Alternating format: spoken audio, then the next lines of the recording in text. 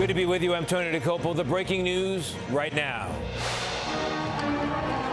History on the Hill. King Charles addresses Congress, the first time a British monarch has done so in decades. Ours is a partnership born out of dispute, but no less strong for it. What he said about President Trump. Also developing tonight, under threat, millions bracing for another night of severe weather with possible tornadoes, large hail, and heavy rain. Rob Marciano with the timing and track. And that fight between the First Family and comedian Jimmy Kimmel. What Kimmel is now saying after the Trumps called for him to be fired. It was a very light roast joke about the fact that he's almost 80 and she's younger than I am. And the good stuff, the Major League home run ball that fell into the hands of two fans, then touched the hearts of millions. And she deserves that baseball. From CBS News headquarters in New York, this is the CBS Evening News with Tony DeCopo. And good evening. Something completely new in Washington today. For the first time, a British king delivered a speech to the U.S. Congress. King Charles, whose mother delivered her own address in 1991, arrived to a ceremony at the White House, including a review of the troops with President Trump and an official flyover. But the speech arrives at a moment of major strain for the two countries, especially over the war with Iran. The king warning lawmakers that, quote, the challenges we face are too great for any nation to bear alone. Senior White House correspondent Ed O'Keefe is in Washington. He's following it all as well. Ed, good evening. Tony, good to see you. There have been 10 British monarchs since the U.S. declared its independence. And as you said, Charles was the first king to ever do so. And he showed up with something to say. We meet in times of great uncertainty. King Charles addressed Congress today amid tension in the so-called special relationship between the United States and United Kingdom. There are splits over the war in Iran and British concern the Americans are backing off commitments to Ukraine and the NATO alliance. America's words carry weight and meaning, as they have since independence. The actions of this great nation matter even more. Part of the king's agenda on this trip is to ease tensions, complicated today when private comments by the British ambassador to the U.S. leaked to the Financial Times.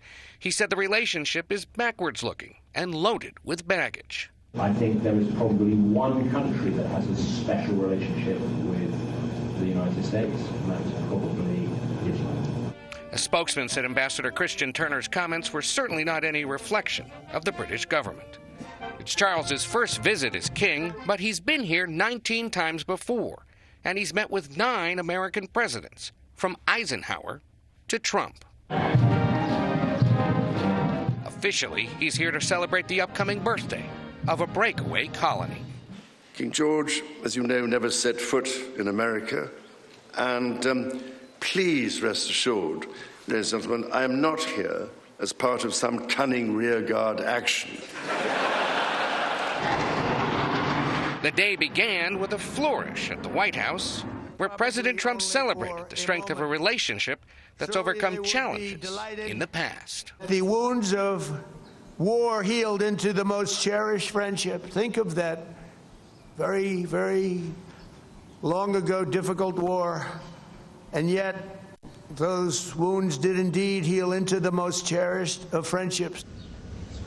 Tonight, the royals are back here at the White House for a state dinner in their honor to be held in the East Room. Tony? Ed, while we have you, the Justice Department has indicted former FBI Director James Comey again, the second time, for making a threat against the president. I guess this is the Seychelles again? That's right, Tony. This all stems from former FBI director last year posting, then deleting an Instagram photo of seashells arranged to say 8647. 86 can be used as slang, meaning to get rid of something. The Justice Department alleges it was code for eliminating the 47th president, Donald Trump. DOJ is charging the president's longtime nemesis with 2 counts, threatening the life of the president and transmitting in interstate commerce a threat to kill the president. In response, Comey says in a video message he's innocent, unafraid, and still believes in the independent American judiciary. Important to remember, a prior indictment on unrelated charges against Comey was dismissed. Tony? Ed O'Keefe leading us all from the White House. Ed, thank you very much. We're going to turn now to weather. Millions in the central U.S. are under threat of severe storms tonight, including tornadoes and hail. Meteorologist Rob Marciano tracking it all. Severe storms dumping punishing hail across the Missouri Ozarks, some the size of softballs, smashing windshields and denting cars.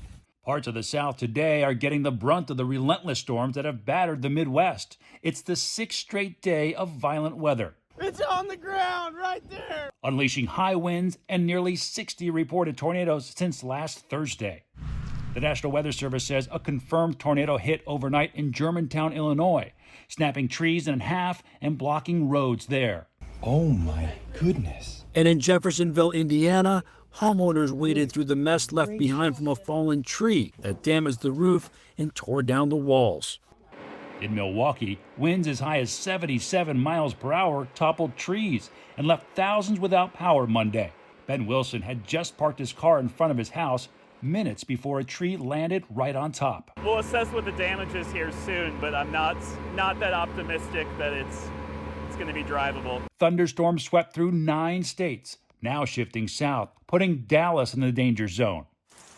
Meanwhile, the rain is bringing some relief to drought-stricken Georgia, where multiple wildfires have burned more than 50,000 acres. Firefighters have less than a third of the blazes contained.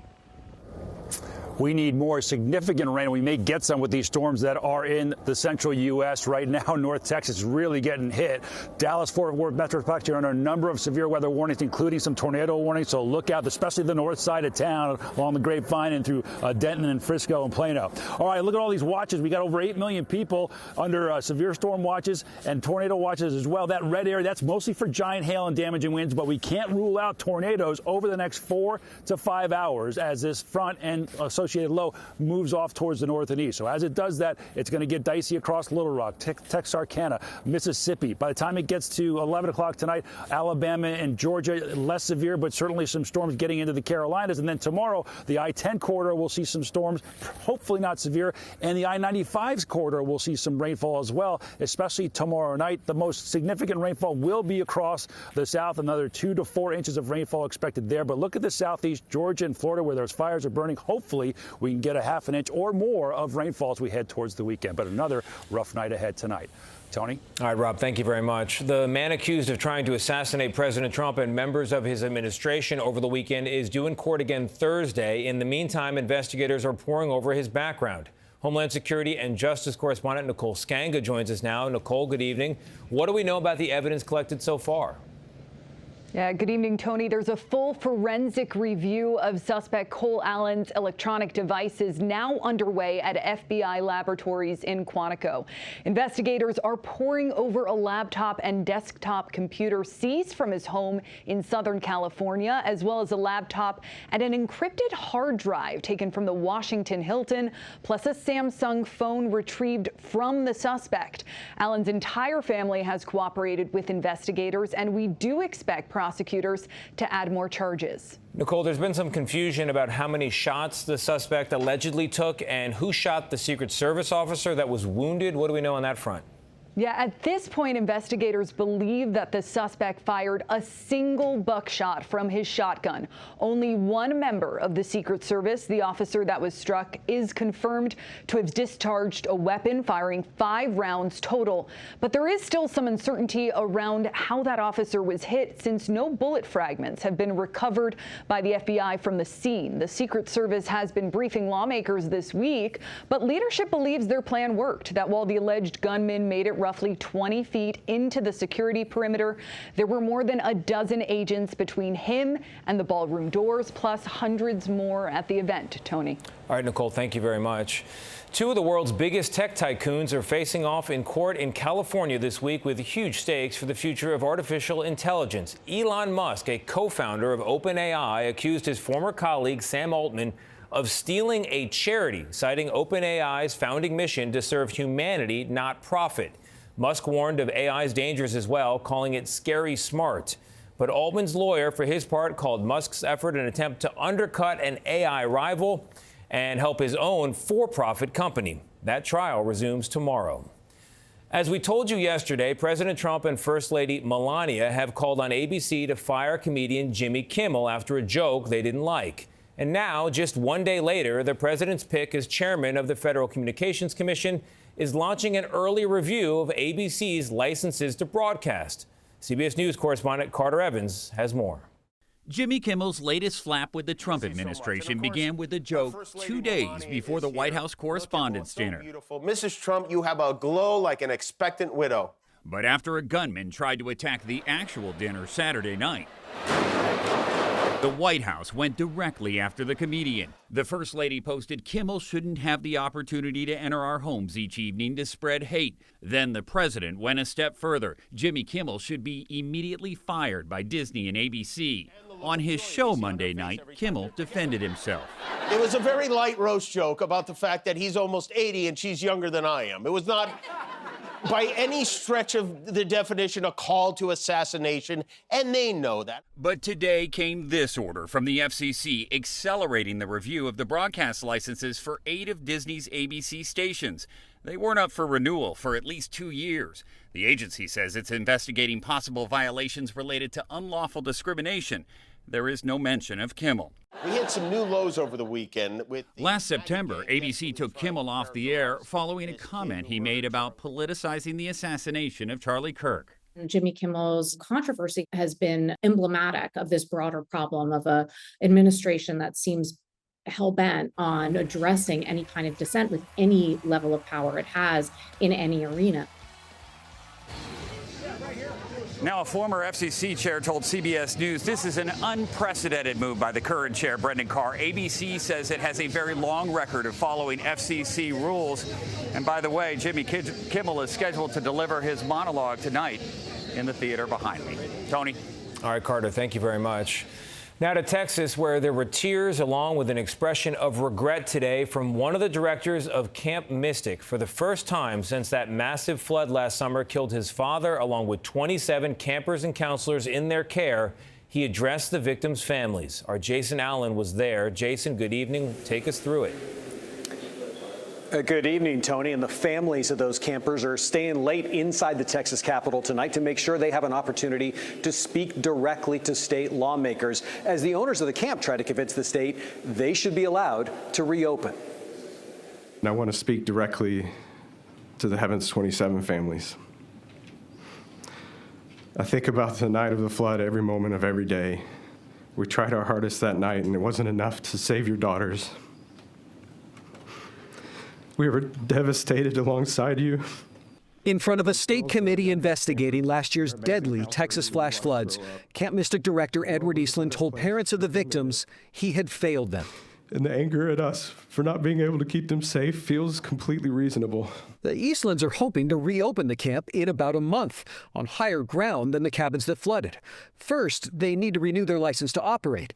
The state agency in charge of that found 22 deficiencies on Mystic's application for items including camper safety training, evacuation plans, and parent notification. So we can keep going around this circle and we can keep chasing this tail. Y'all were not ready to handle kids. On Monday, the state's lead investigator, Casey Garrett, told lawmakers the camp did not have adequately trained staff or a way to communicate with each cabin. The committee also heard audio from 2 young campers who survived. But then we all fell out of the window and the water started rushing and it ran this way. And I went underwater and almost drowned. And I thought I was going to die, but then I came here. Then, I couldn't breathe. I just kept going up in the water, but I wasn't breathing because I literally couldn't. My legs are so sore. Late today, the mother of a Camp Mystic survivor questioned if the camp would ever be safe. I assumed the Eastland family took our love, loyalty, and trust seriously enough to maintain appropriate safety plans. It has become very clear they did not. Mary Liz Eastland said today that her family would be willing to step back from operating the camp if it was allowed to stay open, but didn't say who would take over. The committee's findings are going to be factored into whether the camp gets to reopen in just weeks. Tony? Jason Allen for us in Texas. Jason, thank you very much. Now to Boston, where the police are investigating an unusual run of bank robberies. That's a crime down by more than 80% in recent decades because of better security systems. But Boston police believe these 2 masked suspects robbed 2 banks at gunpoint today in less than 2 hours. The first in Roxbury, the other a few miles away in Rosendale. One of the suspects wore the same black Champion hoodie at both banks, police say. And then late today, 2 suspects were arrested after a third robbery this afternoon in Everett. Police aren't sure if they're the same suspects from the earlier robberies. Still ahead on the broadcast, a mysterious death aboard a cruise ship. Senior transportation correspondent Chris Van Cleve standing by. And a school bus driver passes out at the wheel. What the kids on the bus did to save the driver and themselves. Tonight, federal officials are investigating a death aboard a cruise ship off the southern coast of California. A woman found dead just yesterday after plunging from the balcony of her stateroom onto a deck below. Senior transportation correspondent Chris Van Cleve has been aboard the very ship from Carnival Cruise Lines and joins us with the latest. Chris, good evening. Tony, details are limited, but we understand FBI agents from the Los Angeles field office met the cruise ship when it was off Catalina Island in California. They're now trying to piece together what led up to this woman's death. Carnival says she was a passenger who fell off of her balcony sometime on Monday down to the deck below. The woman's family was traveling with her and called the crew for help. We were on board this same cruise ship, the Carnival Firenze, ahead of its maiden voyage in 2024. It is an Italian-themed vessel that can carry more than 4,000 passengers. It is based in Long Beach, California. It had just left port Sunday for a 5-day cruise to Ensenada, Mexico. The woman's family, we're told, is no longer on the ship, which has reached its destination in Mexico. The cruise line released a statement today saying, in part, Carnival's care team is supporting the guest's family, and our thoughts and prayers are with them and their loved one. The FBI says the woman's death remains under investigation. Tony? Chris, thank you very much. Up next, what NASA just did to get ready for Artemis 3.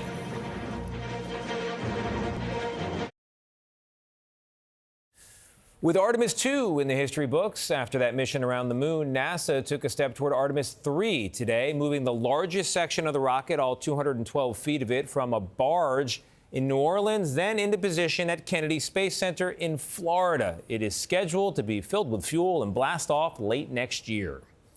In California today, 3 newly healthy sea lion pups raced into the Pacific. They were found abandoned and malnourished just a few months ago, but a marine mammal center nursed them back to health and gave them all names. There is Mogul, Missouri, and Bronze.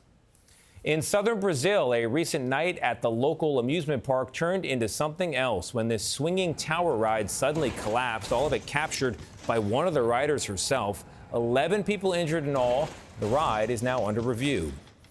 On a highway in Mississippi last week, a school bus driver passed out behind the wheel, but a 6th grader grabbed the wheel while another hit the brakes. A 13-year-old called 911, and an 8th grader, noticing the driver's asthma medicine, administered a dose. Quote, "They saved my life," the driver later said. "I couldn't ask for any better students." Up next, the good stuff, a lesson in kindness from the bleachers. We're back with the good stuff. It happened again last night at a game between the Rays and the Guardians in Cleveland, but this time the ending is extra special. Take a look as a home run ball is bobbled by a grown man with a beard. He then seems to take it away from a young girl, a fan who tried to pick it up. Here's how the Tampa Bay broadcasters covered it. No, he's not going to steal that. Yeah, that can't happen. And then he was proud of it. Do you see that? Give that ball back.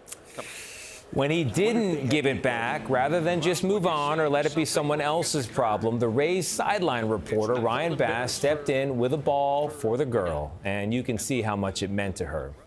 He also brought one for the girl's brother, who, according to Mom, had bravely walked over to the man who took the home run ball and asked for it back. And you know what? The guy did give it back just a few innings later. And Mom said on social media she appreciates everyone who stepped up to help make her little girl's night. But there is one thing she'd like the internet to know. Her children have forgiven the man who took the ball. She hopes everyone else out there can do the same. That's another day in America. I'm Tony DeCopel. We'll see you right back here tomorrow night. Good night.